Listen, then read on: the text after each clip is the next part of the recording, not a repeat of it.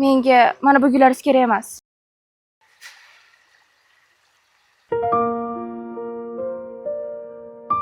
Bu galgi hikoyamiz samimiy sevgi haqida. Qahramonimiz Sobir qo'shni mahalladagi qizni yoqtiradi. Doim uni yo'lini poylaydi. Tinmay ortidan yuradi. Unga gullar sovg'a qiladi. Biroq qiz unga qiyo ham boqmaydi. Uning sevgisini doim rad etadi. Keling, voqeani bir boshidan ko'rib chiqamiz.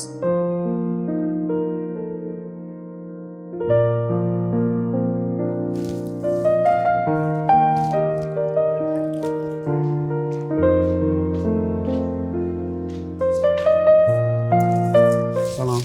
Sen qanday gulni yoqtirishingni bilmadim. Shu sababli har xil turlardan olib keldim. Necha marta aytdim sizga yo'limni to'smang deb. Menga mana bu gullar kerak emas.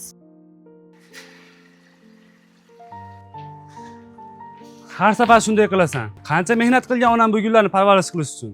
Lekin seni bunday qilganingni bilsa hech ham ranjimaydi. Qaytanga xursand bo'ladi. Doim seni maqtagan. Kelinim shunday bo'lsa deydi Nuqul.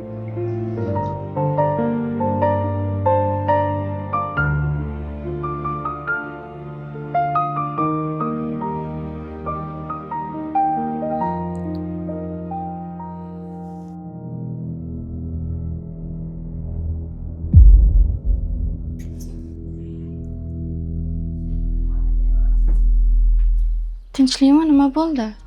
Yana yomon tush ko'rdingmi? Yana o'sha tush. Saida men Anhorga tashlab yuborgan gullarni ushlab boshqa biriga turmushga chiqayotganmish.